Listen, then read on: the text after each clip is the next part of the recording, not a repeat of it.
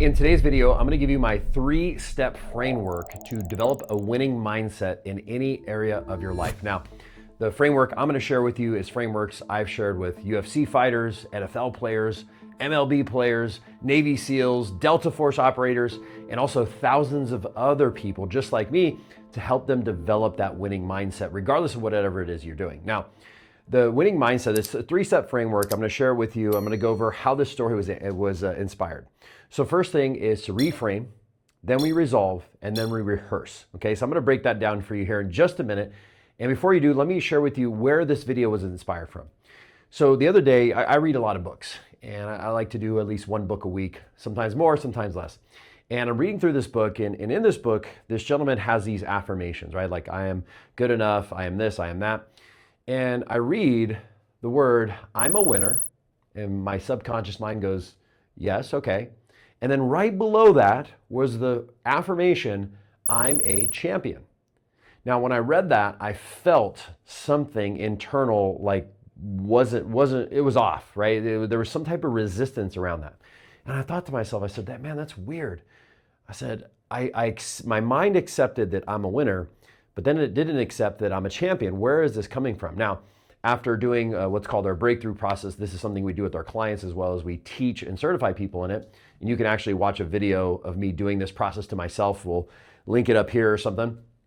And basically, after doing the breakthrough process on myself, which is a self-hypnosis process, I discovered that the reason I had a belief that I'm not a champion is I went back to, being a young kid playing basketball and being in a championship game.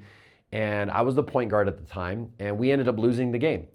And because we lost the game, we ended up taking second place. I then started to believe that I'm not a champion. And although I believe that I'm a winner, up until that time, you got to be a winner to get even second place, I still didn't believe that I was a champion. Now, what was funny is, even when I used to do insurance, the last year that I was there, I was a number 2 rep in the entire company out of like 4,000 people.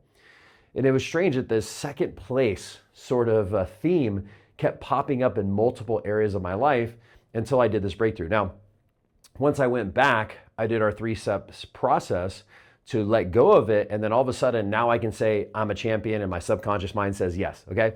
So let's dive into the 3-step framework, okay? So first thing is we want to reframe whatever it is that you may be experiencing, okay? Now, for me, when I asked my subconscious mind to let go of the belief that I'm not a champion, it actually was very resistant.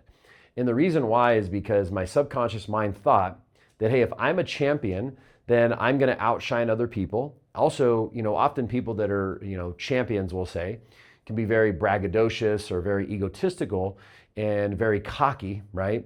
And I'm not that kind of person. So I was thinking, well, if I'm a champion, then I'm gonna have to be like those people who portray that sort of attitude. And so it was very resistant. And so through the reframing process, essentially having a conversation with my subconscious mind, I was able to get my mind on board with saying, hey, you know what? And I even thought of examples of, great champions throughout time who were not like that, who were not braggadocious or egotistical or cocky. And I thought of just very, very grounded individuals who became champions, right? In different sports and business and things like this. And once I got that shift of, hey, I can actually be a champion and still stay grounded, all of a sudden I was able to let go. So again, the first part is we have to reframe why your subconscious mind wants to hold on to that belief, okay? Then the second thing, by the way, this can be used to go back in regression, like go back to memories. This can also be used for things that start coming up in your life. So let's say, I've worked with a lot of athletes, and when athletes lose a game, if they aren't in the proper state of mind, they can let that loss ripple effect into all their different, their next games or fights or whatever. So this is a process where you can use this on a daily basis in your business, in sports, or whatever, okay? So number 2 is to resolve, okay? So what does that mean? Well, you see, whenever we go through something like a loss, let's say you lose a game, or you lost a deal in business, or you had a bad week in sales, okay? What happens is when we tell ourselves, man, this was a bad game, or this sucks because of this, what then happens is our subconscious mind will attach negative emotions to those memories, okay? Now, the reason why it does this is because it is a signal to you that there's something that needs to be resolved. Okay, so in other words, if you think about times in your past where you're either happy or maybe things went bad, but you're over it, it's because you've resolved those negative, quote unquote, experiences you had. Now, if you go back into your past and you think about, man, this girl that dumped me or this bad business deal that went south, I lost money, I lost the game, and you still feel negative emotions, it's because you have not resolved it on a subconscious level. Matter of fact, how many of you have ever been driving on the freeway and you're in really deep thought and you're focused, and then let's say you're in a good mood, you're happy, you're vibing to the music, and then all of a sudden maybe a song comes on, a different song switches. Maybe you drive by an old neighborhood, you see a billboard, or something reminds you of an ex-boyfriend or girlfriend, or a time in your life where things weren't so good. And then all of a sudden you go from being extremely happy to now feeling sad. How many of you hit the like button if you've ever experienced that before? I better see however many views this video has, I better see that many likes, because if you're not liking that, if you say, that's never happened to me before, listen, you lie about other things too, okay? So here's what's happening there.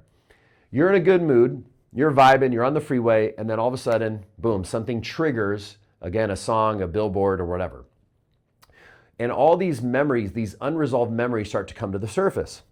Well, what's happening is your subconscious mind is going, hey, now that we're in this sort of relaxed state while we're driving, here's all these memories from your lifetime that you haven't let go of. Here's the relationships, the business deals, the lost money, the bullying or whatever.